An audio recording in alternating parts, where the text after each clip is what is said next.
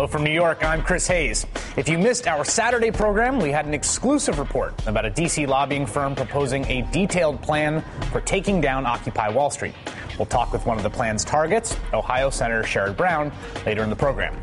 And UC Davis is launching an investigation after police pepper-sprayed peaceful Occupy protesters there. Right now, it's my pleasure to be joined by Democratic Congressman Steve Cohen of Memphis, Tennessee.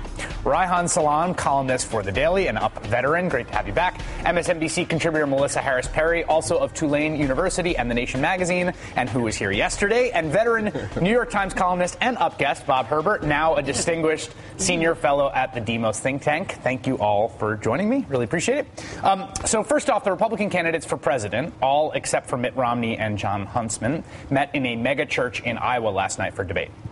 It was called the Thanksgiving Family Forum and sponsored by a group called the Family Leader, which is a Christian group dedicated to the principle that, quote, God is the ultimate leader of the family. The six candidates sat shoulder to shoulder around a table decorated for Thanksgiving, complete with a cornucopia. Representative Michelle Bachmann poured water for everyone, which I thought was sort of a strange moment. Out of the six candidates broke down and cried, actually. Rick Santorum, Michelle Bachmann, Herman Cain, and Newt Gingrich cried when asked about a moment that led them on a path to God, which I found affecting, actually. But the moment that struck out to me from last night's debate was when Newt Gingrich, the newly minted frontrunner and veteran Washington, D.C. influence peddler, jumped all over the Occupy Wall Street protesters. This was probably the biggest applause line of the night. Take a listen. All of the Occupy movement starts with the premise that we all owe them everything. They take over a public park they didn't pay for, to go nearby to use bathrooms they didn't pay for, to beg for food from places they don't want to pay for, to obstruct those who are going to work to pay the taxes to sustain the bathrooms and to sustain the park, so they can self-righteously explain that they are the paragons of virtue to which we owe everything. Now, that is a pretty good symptom of how much the left has collapsed as a moral system in this country, and why you need to reassert something as simple as saying to them, go get a job right after you take a bath. We cut out before the boisterous applause in response to that line. There's this line on the internet among liberal bloggers, which ironically caricaturizes conservative attacks on liberals as dirty hippies. But I think it's very interesting that we've actually seen a return of the unironic employment of dirty hippie, literally go take a bath. Bob, what did you make of that? You mentioned a strange moment. I find this Republican primary campaign to be a strange moment in our history. It's hard to believe they could have a collection of candidates so poor. But the thing that strikes me about Gingrich's comment there is just not how factually fouled up it is, but just how mean-spirited it is and how inappropriate it is to a moment in our country in which we have a lot of problems that we do need to pull together to work on and try to solve.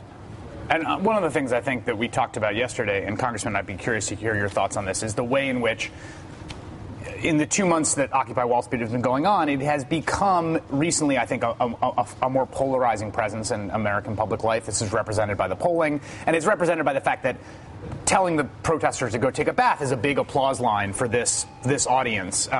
It's sort of gone. I think if there was a beginning, some hope of sort of transcending red-blue lines with Occupy, it seems like maybe it's falling into the more familiar patterns of ideological polarization.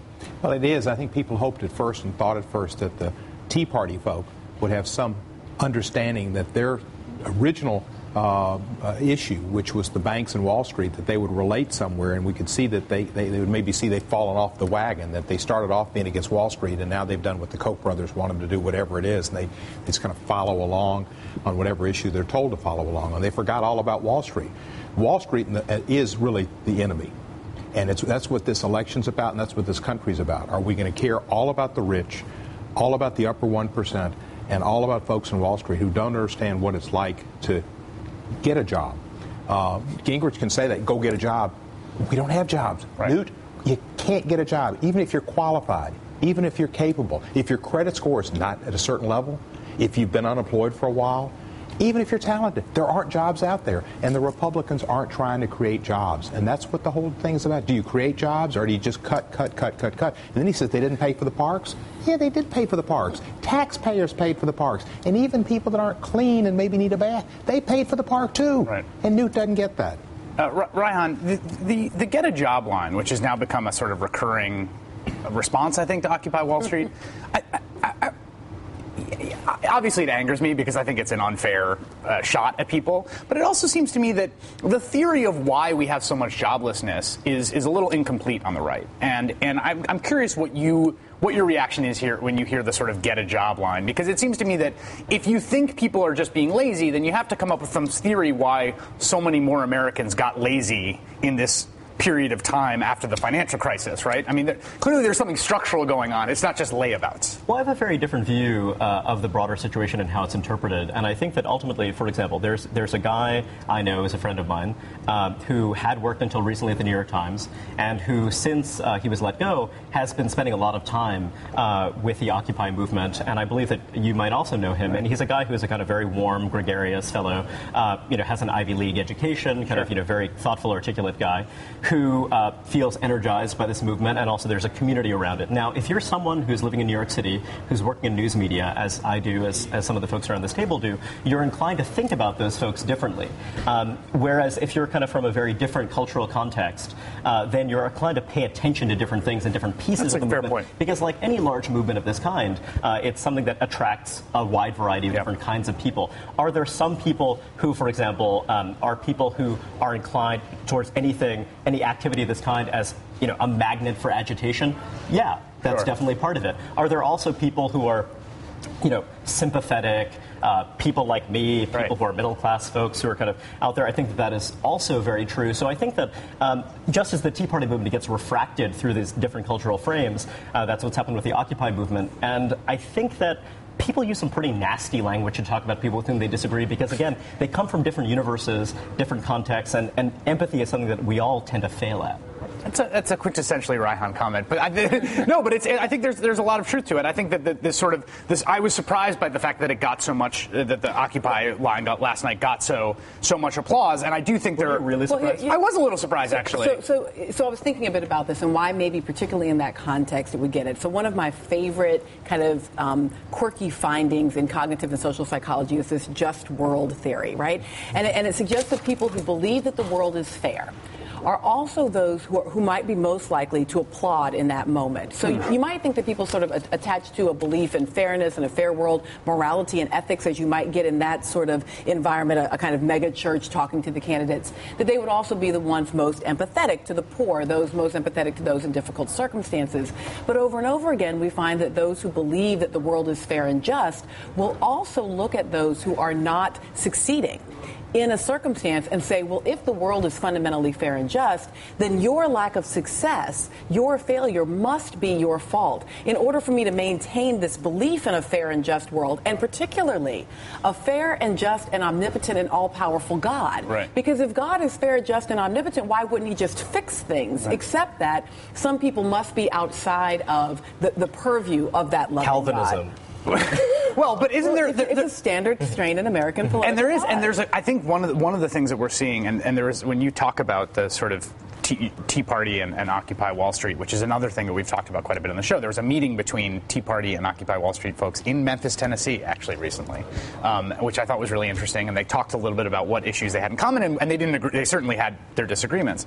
But this notion that things are fair and just has been so ruptured by the experience of the last 3 years that it's very hard to hold on to. And then I think that sort of manifests itself in all sorts of different ways. The frustration we have with our elected leaders or our elites, et cetera, because the system doesn't manifestly look particularly fair and just right now, Bob. Well, the other thing, though, is if we're going to consider the audience response, we have to consider who the audience was. And that's an audience that's hostile to all things left. And when Gingrich refers to we and talking about the Occupy Wall Street stuff, you can infer from that he's talking about we being the 1% versus the 99% that the Occupy Wall Street crowd talks about. Now, whether they're actually from that 1% doesn't matter. matter, they're hostile to the idea of everything that's liberal. But I think, Reihan, you're shaking your head. I don't think they do. The point is that the 99%, 1% frame is not accepted fundamentally by the folks in that room and by Newt Gingrich and by a lot of people on the right, right, Reihan? I mean, yeah, I think that's definitely true. I think that, the idea is that polarization is not the appropriate polarization. Right. Rather, there's a different polarization. So, one polemical version of it is that it's people who contribute versus those who don't or whatever else. But there are many other ways to think about it. Well, I'd like to make one more point, because I have to disagree somewhat with that. Because I'm sitting here watching decade after decade. No one wants to talk about class warfare, but I'm sitting here decade after decade watching warfare on working people and the poor in this country, and then I'm looking at the people who think that that's all right, and the people at that Republican debate think that that's all right. Right, but all I'm saying is that the folks in the folks in that room were not. It was not people making over $750,000 a year, which is the cutoff. I agree. That's what I'm saying. It doesn't mean that they're literally part of the 1%. Right. But I do think it was interesting to hear you talk about sort of having a sense of knowing who the people are and whether or not they're gregarious and compassionate and smart and interesting. Because I think the other part of our framework in most of our rights-based movements has been this kind of respectability idea, that the way that you're allowed to ask for more, the way that you're allowed to ask for equality is by first asserting how much within the bonds of respectability and normality you are. It was true in the civil rights movement. It's true in how the current LGBT movement goes for, don't ask, don't tell, which is about being a soldier and a citizen. It goes for marriage equality, which is about respectability. This is incredibly astute. I mean, just think about how we don't talk about ex-offenders. When people talk about the employment landscape, people don't mention, by the way, one group that has a really hard time in the labor market are ex-offenders, because no one wants to talk about them. Because they're not respectable. We're going to talk about more about this and about the GOP debate after this break.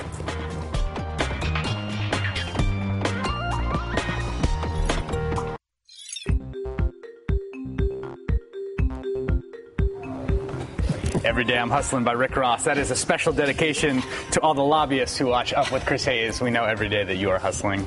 All right, back at the table. I thought it was going to be Hustle and Flow. Yeah, that's from Memphis, Tennessee. That's right. There you go. So it's hard out there. From Rick, I know, right? From Rick Ross to the Iowa Family Forum. A transition no one else will be making this morning, I think. Newt Gingrich, I thought, I paid special attention to him last night because of his sort of the fact that he now is kind of a front runner. And one of the things I think that is appealing about him is that he's a dexterous politician. I mean, say what you will about him. Whereas other people who have kind of tried to occupy the anti-Romney portion of the electorate have gotten into trouble by making impolitic statements or having gaffes or being sort of under-briefed. Gingrich is very sort of clever, and he's been doing this a long time. I want to show this quote of him talking about, it was an abortion question last night. It was an extended hypothetical that was actually kind of preposterous because it was the hypothetical was, after you become president and Roe v. Wade is overturned, what will you do? Those are the conditions of the hypothetical, which seemed a little like putting the cart before the horse. But here's his response to his feelings about Roe v. Wade nationally.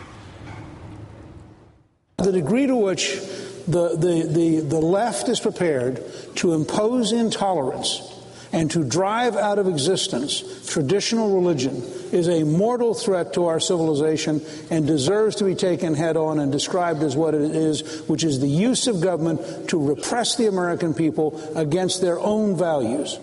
So he's sort of employing these kind of culture war tropes, and then this is him seeming to flirt with personhood, which is we talked about the Mississippi Personhood Amendment, which actually was defeated, but is sort of the most radical possible conceptualization of a legal regime that would ban abortion. Here he is. Part of what I would like to explore is whether or not you could get the Congress to pass a law which simply says personhood begins at conception, and therefore, and you could in the same law block the court and just say this will not be subject to review, which we have precedent for. You would therefore not have to have a constitutional amendment because the Congress would have exercised its authority under the 14th Amendment to define life and to therefore undo all of Roe versus Wade for the entire country. Now, this is a radical position, and Congressman Cohen, as a professional politician, one must admire the fact. I heard him say this, and I thought to myself, "Oh my God, he endorsed personhood." But then I went back and I looked at the transcript, and he says, "Partly what I would like to explore is whether or not you can get Congress to pass."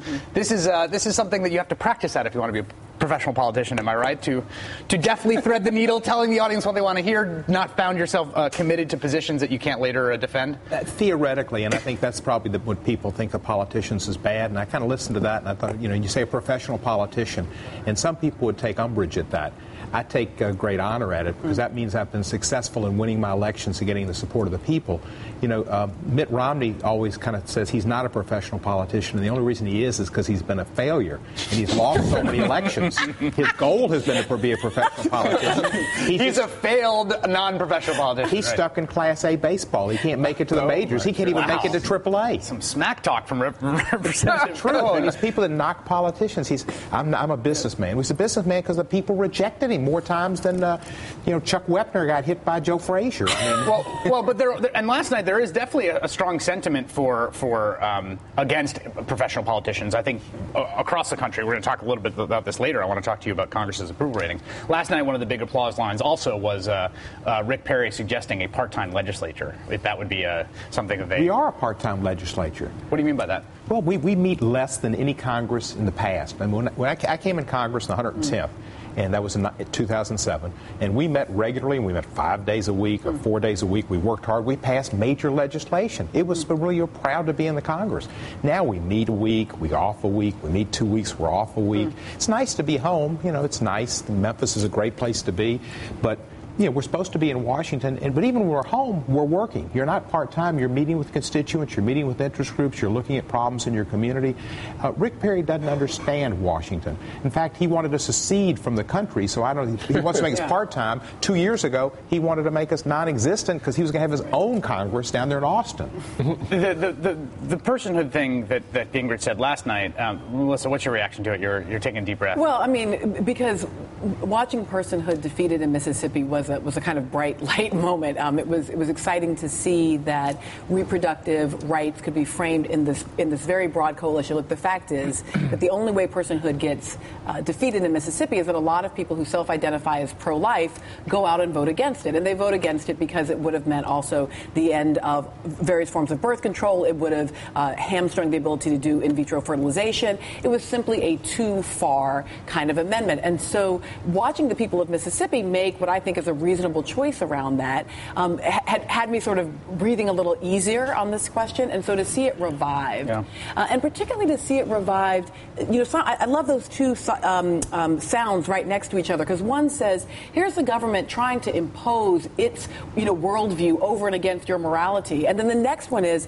what I'd like to do is use the government to impose my morality on the rest of you. And I mean, it really is just an indication of what that. Melissa, wasn't it great as Southerners to see Mississippi be a beacon of hope? I mean, what a strange deal. No, it was pretty great. I have to say, I was. Women are women in Mississippi how too. Scary are the times when Mississippi is a beacon of hope in the United but States. I think what it spoke to is first of all the sort of overreach question, but this question about sort of imposition of morality. I actually thought last night there were moments of this forum that I thought were great. They were great television. They were actually fairly high level philosophical conversations about pretty bedrock principled issues, because you have people like Ron Paul and Rick Santorum sitting there who take very different perspectives on certain of these questions. Reihan, one of Reihan's favorite politicians is Mitch Daniels, who's the governor of Indiana. I'm speaking for you, but you admire him. You've written well of him. He's done a lot of impressive things. And he had this idea of the social issues truce that he sort of floated, that the conservatives were going to be both politically and substantively benefited by turning away from some of the sort of issues that we saw as the focus last night. Do you think that he has been successful, or the people that are advocating that thing have been successful in turning the orientation of the Republican Party? Because when I watch these primary debates, it feels like we're just dealing with basically the same electorate that we had in 2004, who really are concerned about these core issues: gay marriage, abortion, etc. Yeah, I mean, I think that there's a fantasy in political life that the people with whom we disagree will suddenly, pick up their bags and vanish and sort of, kind of darken our doors ever again. And I think that that's dead wrong.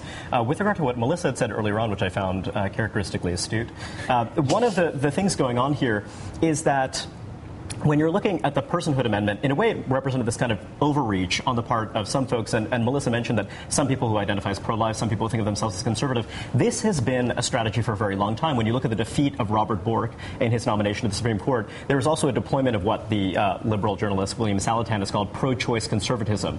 That is, rather than a rhetoric of reproductive choice as such, which oftentimes is aligned with other kind of center-left ideas, for example, the idea that one would affirmatively provide poor women with resources to pursue abortions, etc. The pro-choice conservative idea is, as he describes it, is this idea that we're protecting the autonomy of the family. It was actually using calculated language to appear particularly salient to Southerners, to people who actually fear the imposition of state authority on their lives. So here you have an interesting situation where there is a strain of religious conservatism that sees the state as an affirmative defender of human life. And Rick Santorum spoke up last night for that position, and he was attacked for it by Absolutely, and that position isn't necessarily the majority position on the right. It actually is an interesting cleavage or fragment that I think that some liberals have been able to exploit constructively. I want to talk to Congressman Steve Cohen about life as a member of Congress, particularly life as a member of Congress in the minority in the House of Representatives right after this break.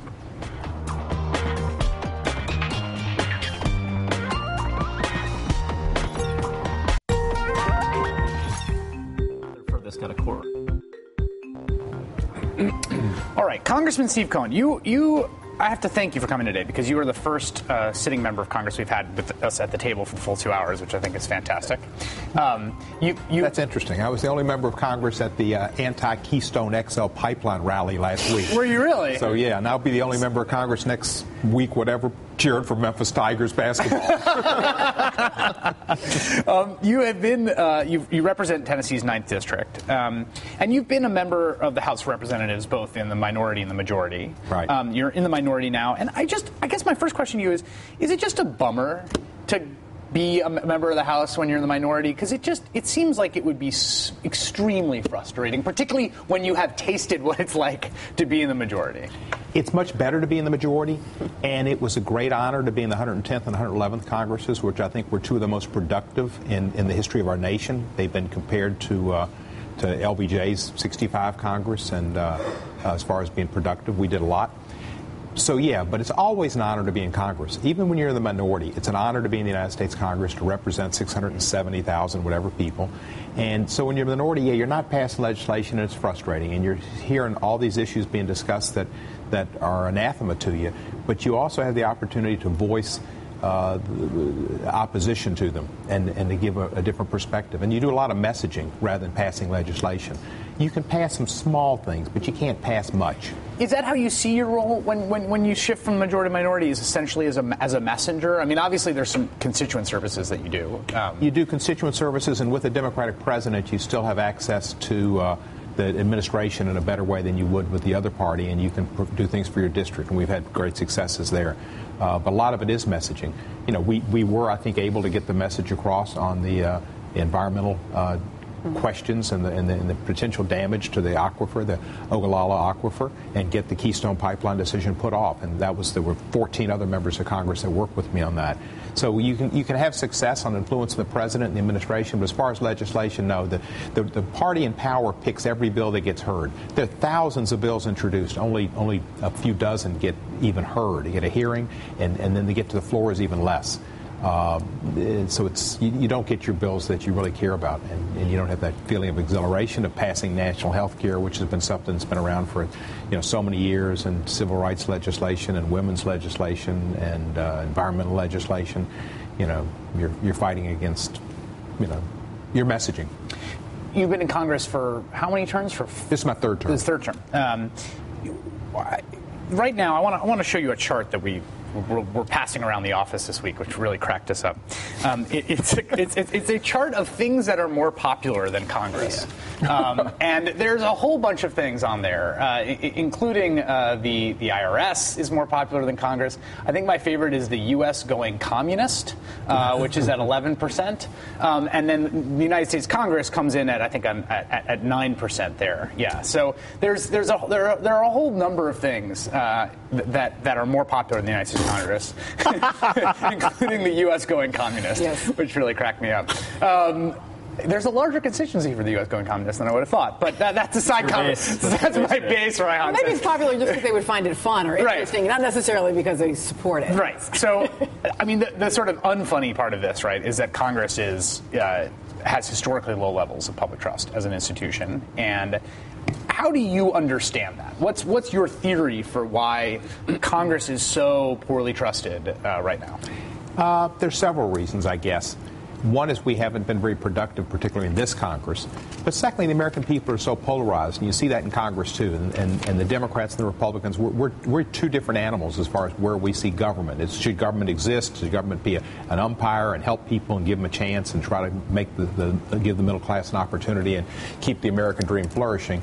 And the other side is all about job creators and the rich. But just to respond to that, I mean, what you have is you do have a situation where the low congressional approval extends through Republicans having the majority and Democrats having the majority. It seems much more of an institutional issue than a partisan one. I mean, if you look, and I've been looking at this data for a book I've been writing. The institution needs to change in many ways, and part of it is campaign finance reform. A lot of members of Congress, when you get up to one of the first things you find that you didn't expect is how much time people spend raising money, call time. And that takes away from your working with your constituents, working on issues, and it does make you more necessarily involved with lobbyists and special interests. And so I think public financing of elections would make Congress a better place. I think House members running every 2 years makes them totally into raising that money into that cycle of politics and not into governing. And I think that needs to change. And I do think people see that. And then there's a lot of stuff about Congress, and probably being the awful institution is looked upon, for me to defend it puts me in a difficult position. Sure. But I'm going to do it. And I've written Speaker Boehner, and I've written him again and again, and trying to get him to stand up for Congress, which he should as Speaker. A lot of things put on the Internet are just total abject lies. And I've got on the Internet? No. Thought. But they put out things on the Internet like Congress people after 1 year get a retirement for life. Right. They're full salary. Well, it's not true. Right. You don't get a retirement until you serve 5 years, and then it's the same as any federal employee. They say we've got some special health care deal. We have the same health care as any other federal employee. They say the laws don't pertain to us. Well, the police person who gave me that ticket for talking on my cell phone and not having my seatbelt done, she didn't care about that, right. and I paid it. That's dangerous. You should buckle up and not talk on your cell phone. You're referring to a whole genre of chain emails that have gone around that I have actually seen, and you can go to Snopes.com where they talk about this. I want to talk about something you touched on there, which is lobbying and the sort of role of lobbying and influence peddling. Pizza, the role it plays in this, vegetables, all courtesy of K Street coming up.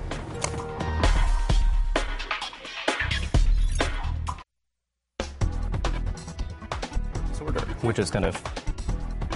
All right, so back during, I want to tell you a little quick story, which is a perfect fable, I think, for what people find frustrating about how Washington works. I'll speak for myself. What I find frustrating about Washington. Back during the administration of George W. Bush, Congress, this is during Bush signed it, Congress passed a bill saying the school lunches should meet common sense, science-based dietary guidelines to be established by the U.S. Department of Agriculture. Basically, it just said school lunches, the school lunch program, should conform to the dietary recommendations the USDA makes for everyone. Basically, this is what a balanced meal is, so if we're going to serve it in our schools, we should have that. So 7 years later, this January, the USDA announced the new guidelines, right? They conducted a study, and they had the guidelines. School lunches can include no more than 2 servings of starchy vegetables a week, such as French fries, for instance.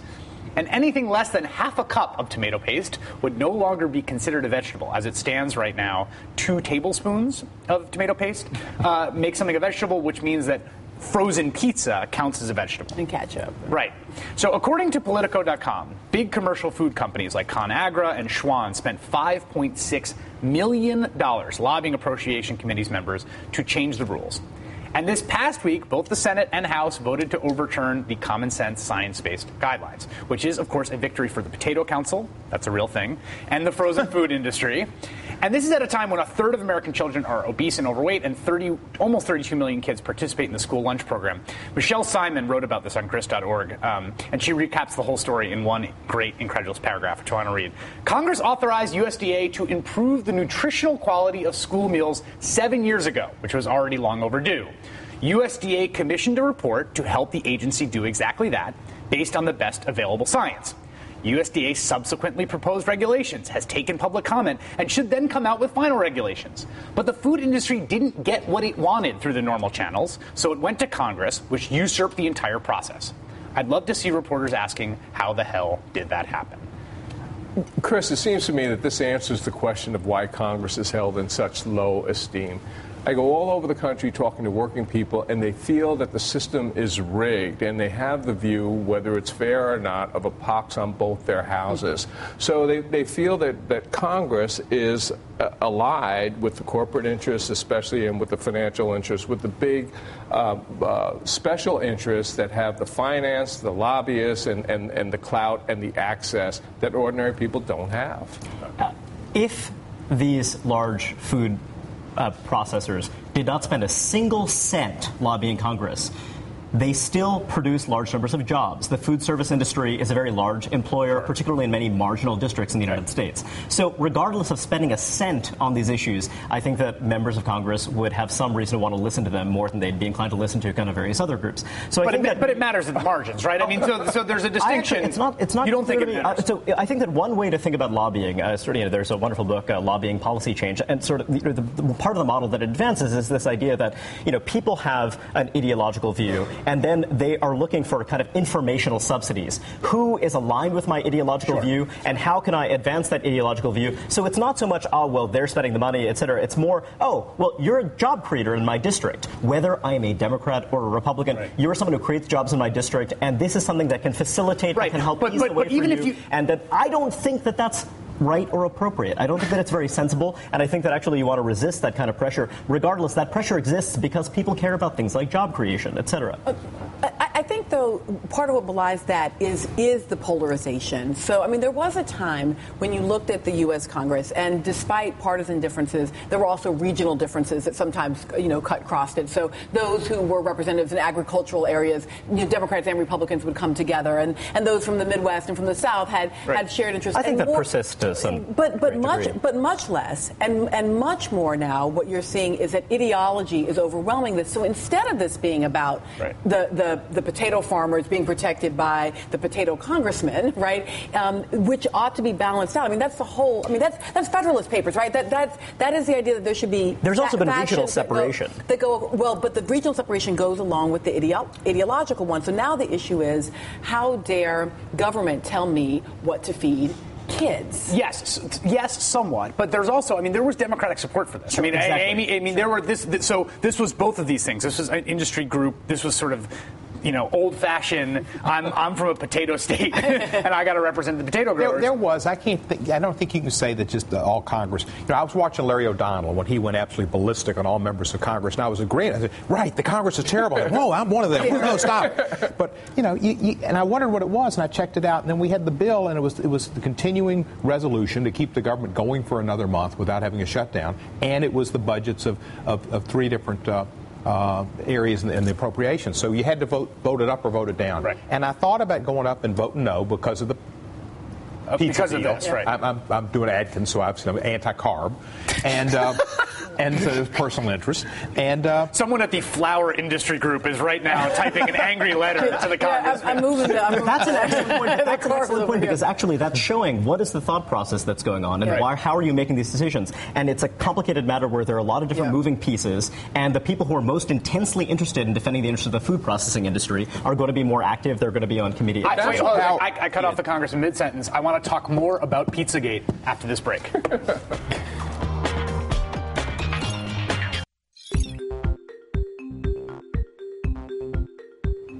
So, Representative Steve Cohen of Tennessee, the 9th District in Tennessee. Memphis, Tennessee. I cut you off mid-sentence. You were talking about going up to figure out whether you were going to vote up or down on the continuing resolution, I guess it was, right, to fund 3 different agencies and fund the government. And it included the pizza deal, which would essentially allow pizza to continue being counted as a vegetable for the purposes of school. Right. Now I was being facetious about, I am on Atkins, but I was being facetious as far as that being part of my consideration. But I did want to vote against it because I thought it was so awful. But you have to look at what you have to vote the package up or down. And the package had more money for legal services than from the Senate side than the House. That was in the bill. More money for legal services. That's important at this time when people need them. More money for the COPS program. That's something that's very close to me. More money for high-speed rail, which isn't so close to Memphis, but important for our nation. And there were a whole lot of areas where it was a much better bill. And a man named John Olver, who's the head of the Appropriations Committee in these areas, was going around and passing out a sheet. And Olver's been around for a while, and he knows. And on balance, it was the right thing to do. And I could have just said, "Oh, I'm going to be the most virtuous person up here, and because of this awful decision in Lawrence O'Donnell, I'm going to vote no."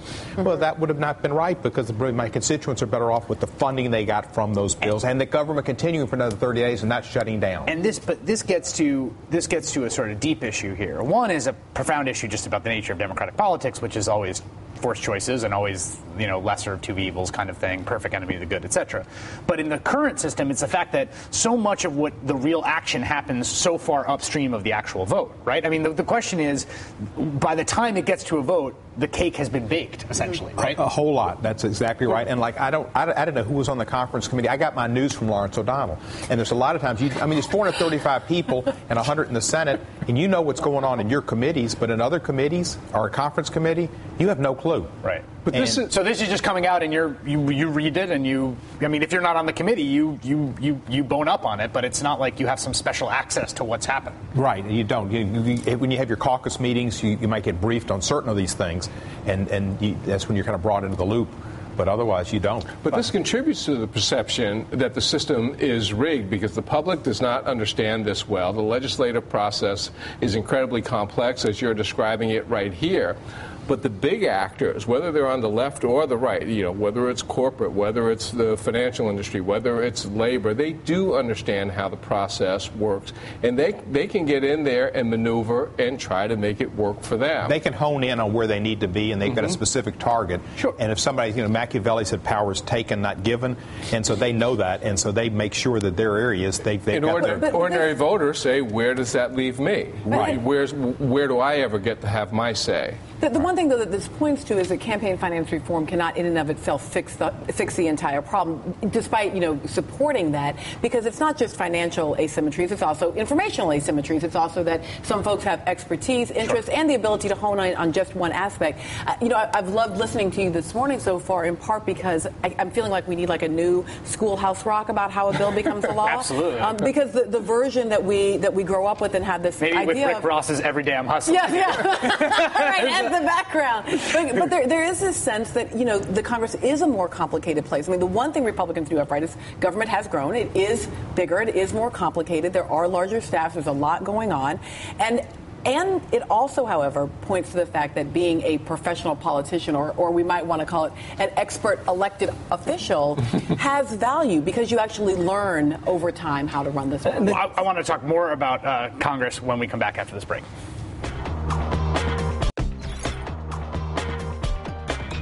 Talking about how Congress works or does not work here, and we have a real live sitting congressman with us, which is just a great pleasure. We were talking about the kind of special interest jousting that happens in the committee process, and Melissa, you made the point I think which is right, which is that however much big money is corrupting the process, there's a certain amount of it that's always going to happen, and it happens under any conceivable campaign finance regime. That said, it does seem to me like the current regime exacerbates all the worst tendencies. You have a situation here where there was a lot of money on the table for the agricultural industry.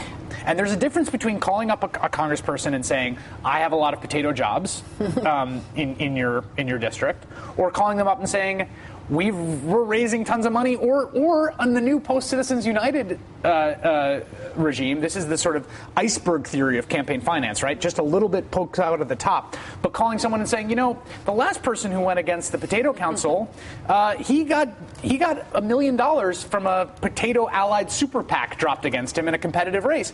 You don't even have to spend a dime in order to be able to effectively brandish that threat in the Post-Citizens United regime. That's, I think, quite worrisome. As the ambassador of people from the right side of the political spectrum, let me advance some propositions. Welcome to our state dinner.